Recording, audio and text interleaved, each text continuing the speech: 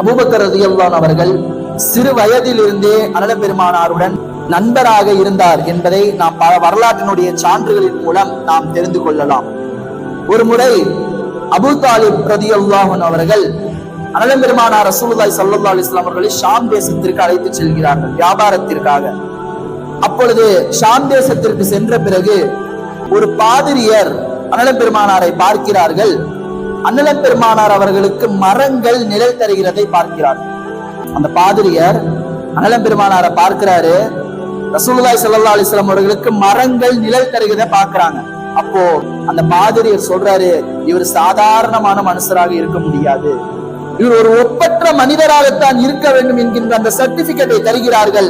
உடனே அபூ தாலிப் ரலியல்லாஹு அவர்கள் அண்ணல் பெருமானார் ரசூலுல்லாஹி ஸல்லல்லாஹு அலைஹி வஸல்லம் அவர்களை அபூபக்கர் ரலியல்லாஹு அவர்களுடனும் பிலால் ரலியல்லாஹு அன்ஹு அவர்களுடனும் திரும்பி மக்காவுக்கு அனுப்பிவிடுகிறார்கள். இந்த வரலாற்றில் இருந்து நாம் தெரிந்து கொள்ளலாம், சிறு வயதிலிருந்தே அண்ணல் பெருமானார் ரசூலுல்லாஹி ஸல்லல்லாஹு அலைஹி வஸல்லம் அவர்களுடன் அபூபக்கர் ரலியல்லாஹு அவர்கள் நண்பராக இருந்தார் என்று. அது மட்டுமல்லாமல் அண்ணல் பெருமானார் ரசூலுல்லாஹி ஸல்லல்லாஹு அலைஹி வஸல்லம் அவர்களுக்கு ஹதீஜா ரலியல்லாஹு அன்ஹா அவர்களுடன் திருமணம் ஆகும் பொழுது அந்த திருமணத்திலே பெரும் உதவியாளராக உபகாரம் செய்யக்கூடியவராக அண்ணல் பெருமானாருடன் இருந்தவர் தான் அபூபக்கர் சித்திக் ரலியல்லாஹு தஆலா அவர்கள்.